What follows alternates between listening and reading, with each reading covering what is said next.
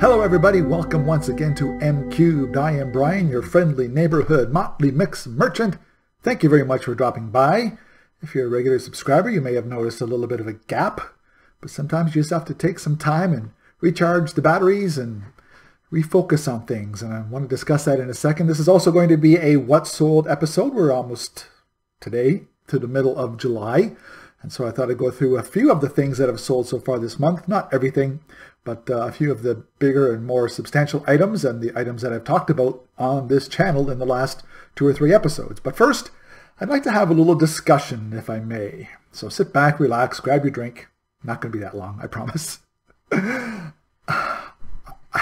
As you may have noticed in the title of this episode, there's something that I need to talk about. And I've thought about this. It's one of the reasons why I've taken a few days, extra days off in between videos to think about this channel, where this channel's heading, and why I'm doing it, and all that kind of stuff.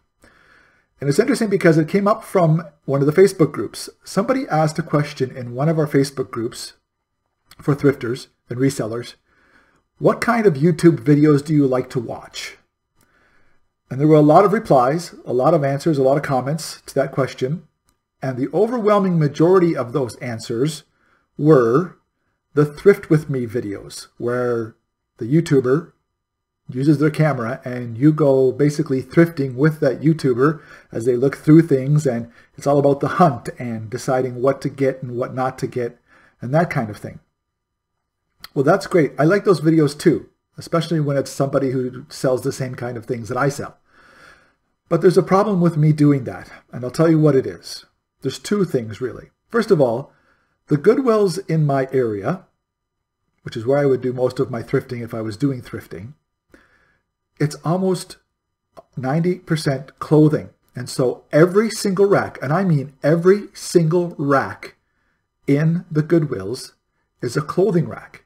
And so the hard goods, the vases, the dishware, the mugs, the figurines, everything are on shelves above the clothing. So they're a good 5 feet off the ground across the entire store. And so it's very difficult to be using a camera at that angle and to be able to get any kind of view without looking up into the lights and without another problem. And this is the main problem with trying to do Thrift With Me videos where I live. I live in Southern Ontario of Canada.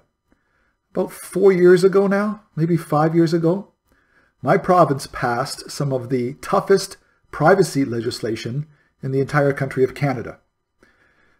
I could get into a lot of trouble if I even accidentally showed somebody else's face on one of my videos who was inside one of the Goodwill stores, because maybe that person wasn't supposed to be shopping at Goodwill and that person's partner saw them and called them out on it and got things happen because of it. I could get in trouble because I'm the one that showed that person's face on YouTube. That's how strict these privacy guidelines are here in Ontario. So I cannot take the risk of accidentally showing somebody else's face. It's easier when it's the shelving, say, if you're a follower of the crazy lamp lady, Jocelyn, when the shelves are full shelves of stuff, as opposed to you're looking above the shelves to look at things. If I videotape above the shelves, I'm going to see the people in the next 3 aisles in my viewfinder. I can't do those kinds of videos. And so it's become a problem, and it's one of the reasons why I think this channel isn't growing as much as I thought maybe it would, or I was hoping it would. I mean, I love every single one of my 170 subscribers at this moment, and I thank you very much for following along with me. And I hope I do provide some entertainment and some education maybe along the way.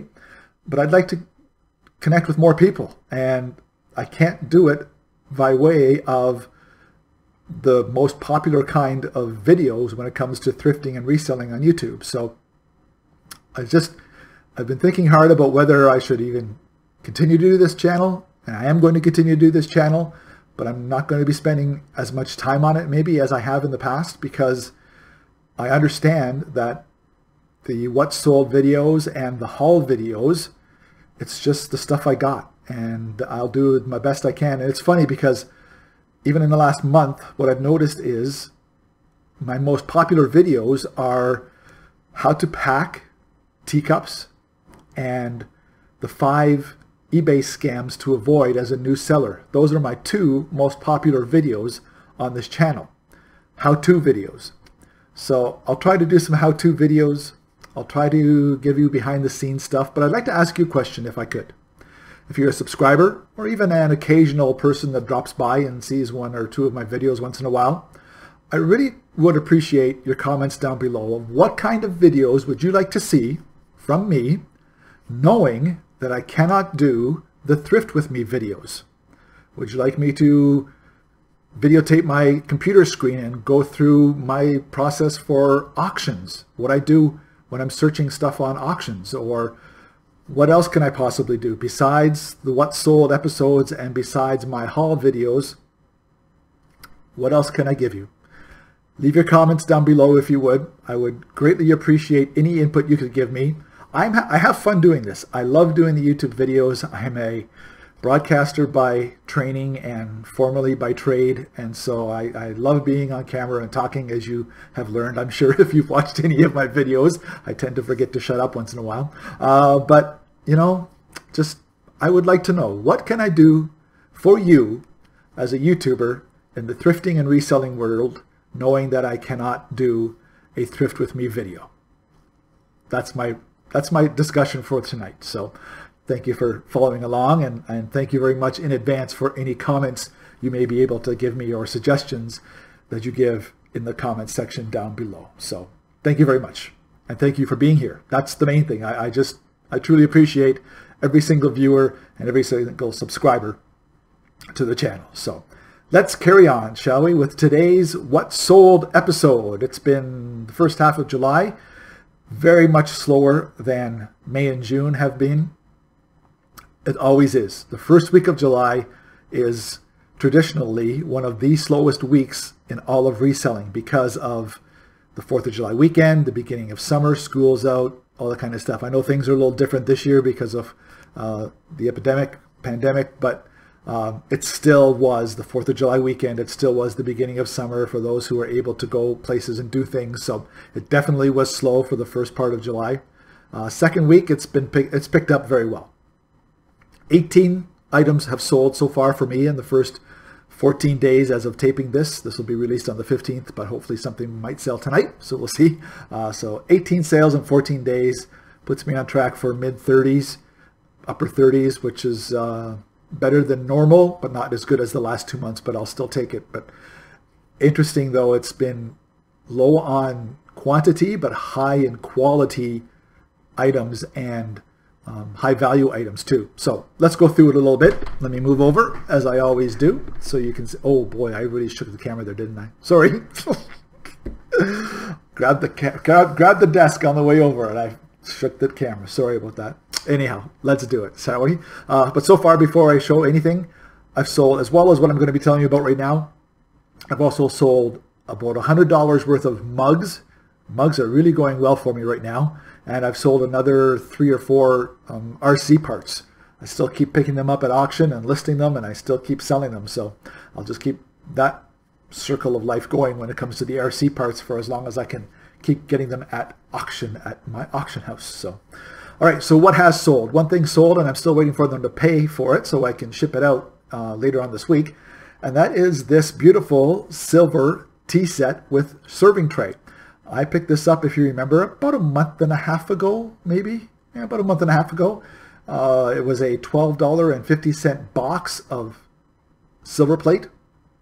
So this set probably cost me a grand total of $4, and it sold for $62 on a best offer, plus another $20 towards the shipping.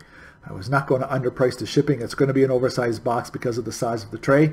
So I've got a total of $82 US coming in on that. That's well over $100 Canadian, and that's a $12, maybe a $3 total investment in that entire tea set. 2 teapots, creamer, sugar, and the tray. So really, really great return on that auction pickup from about a month and a half ago. I think it was a month and a half, yeah. That's about right. A long time, and I was just cleaning up a little bit in one of my storage rooms there, the laundry room over in the corner over there. And I found, if you remember, I had the taillights from a 1979 Ford Thunderbird. I picked them up at one of the last live auctions back in March that I went to, and I didn't get around to listing them. Well, I finally listed them because I saw them in beside my shelving unit, took a quick look on eBay, and it had sold. One of them had sold for a pretty good price just in the last week. And I listed them and I sold them within 2 days. It was I have the tail light, the great big red tail light. I have one of those up for sale now for $100 US. And then the reverse light, which is this one, is what sold for $90 US plus another $10 towards the shipping. And as I say, it was less than 2 days from listing to sale on that one. And so, I had profit piles sitting in my laundry room for a good 4 months, but glad I finally listed it, and a great return on that. I got both the tail light and the reverse light for a grand total of $4 at live auction 4 months ago. So another really good high value quality item out the door. Something I just mentioned in my last haul video, I think, this beautiful mid-century modern martini pitcher with the stirrer stick as well, the pure glass stirrer. Sold them for a best offer of $27.50 plus another $10 towards the shipping. And surprisingly, as big as it was, it did fit into a box that was under the 12 by 12 by 12 guidelines. So it was under the maximum size before it got an extra charge. So I was able to ship that for just $9.75 or something like that US by USPS. So very happy. Surprised me. I thought I was going to have to eat a little bit of the shipping cost in that one, but no, they paid full price for the shipping and covered it all. So that was great return. Something else I just talked about maybe twice in the last couple of episodes. It was the Rosenthal Bunta Blata bowls that I picked up in the online auction probably about a month ago now, maybe 5 weeks or so. If you remember when I was doing the live unboxing of the stuff and I picked out the one bowl and was shocked when I saw it said Rosenthal on the back.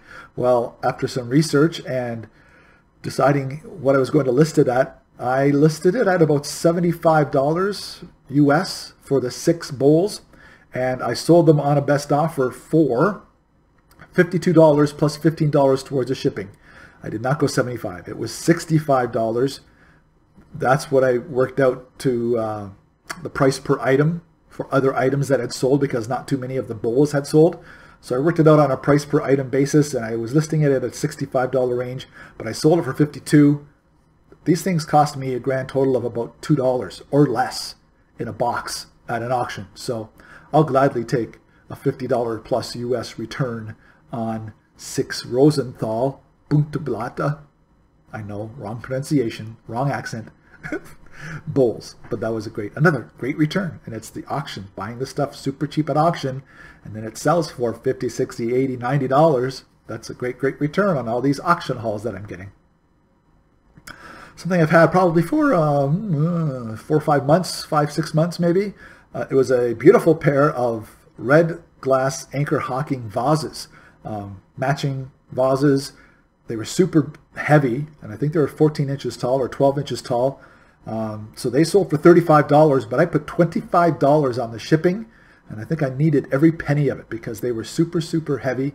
And as big as they were, they definitely took an oversized box, and I think they went quite a ways, if not California, at least Arizona or Texas, something like that. So they did a little bit of cross-country traveling, and I made sure that the buyer paid for it because I was not going to absorb that cost into the price that I got for the beautiful red anchor hocking vases.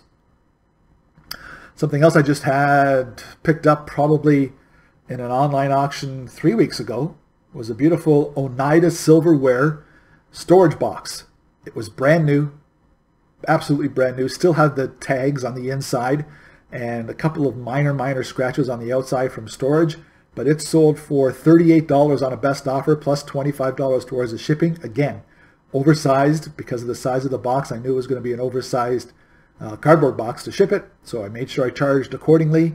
$38 plus the $25 definitely covered the shipping, and good return on a, I think, $5 item from one of my online auctions in the last month or so, if that. Remember, I had the same auction that I picked up the Rosenthal bowls, is the auction that I had the box of antique books. Well, so far, as of yesterday, I have now sold about $150 US worth of those books from my $12.50 haul at that auction. I'd already sold Gone with the Wind. I'd sold the one compilation volume, and now I sold the pair of Little Women and Good Wives, that combination by Louisa May Alcott, and I sold them together as a pair. I had listed them at $69, I think, and I decided to sell them on I had a couple best offers. The one I got was for $55. I decided to take that one with $12 towards the shipping, and it's staying here in Canada. Those two books are off to Quebec, so they actually should get there today or tomorrow. It's taking a little while for postage to make its way around the country here in Canada right now. The US seems to have picked up the pace quite a bit, but inside Canada, it's still taking a little while. But that's okay. It'll get there safely, I'm sure. So that's about it. That's about all the bigger stuff that I wanted to talk about. It's as I say, 18 items, good return on my investment, that's for sure. I'm still keeping up with the auctions. Let me scoot back over here. Still keeping up with the auctions, buying stuff probably twice a week now, mostly at my auction house that I'm working at with my friends. But yeah, it's been great, and I'm still enjoying it. I'm still enjoying the whole eBay thing and the thrifting, not even the thrifting, the auction hunting and that kind of stuff. But as I mentioned in the first half of this video, YouTube it's not becoming an issue. It's just something I have to deal with, and I hope you can help me deal with it in the best way possible for you, the viewers, because I'm not just doing this for myself. I'm trying to help people and educate people and entertain people at the same time. And I know my sense of humor sometimes is a little dry and that kind of thing, but you know what? That's me. And that's what you have to be on YouTube. You have to be yourself, and that's what I've been trying to do. And unfortunately, being myself does not include being able to do Thrift With Me videos because of where I live and the way my thrift stores are set up. So we'll go from there. Leave your comments below, if you would, on what you would like to see on the channel. Please hit the like button if you enjoyed this video at all, even though it was just me rambling for half of it, but you know what I mean. And if you really do want to follow along on all my adventures as a Canadian auction hunter and eBay reseller, by all means, please hit that subscribe button down below and then hit the bell to be notified every time a new episode is uploaded. For now, I have some more auction haul that I have to clean up and take pictures of and get listed. And as long as I keep listing every day, it seems like the sales keep coming every day as well. So I'm going to say goodbye for now. Wish you all the best with your thrifting. Stay safe, everybody. Wear your masks. Very small little thing to do for everybody's safety. And in the meantime, I will see you very soon right here on another episode of M Cubed. Bye for now, everybody. Cheers.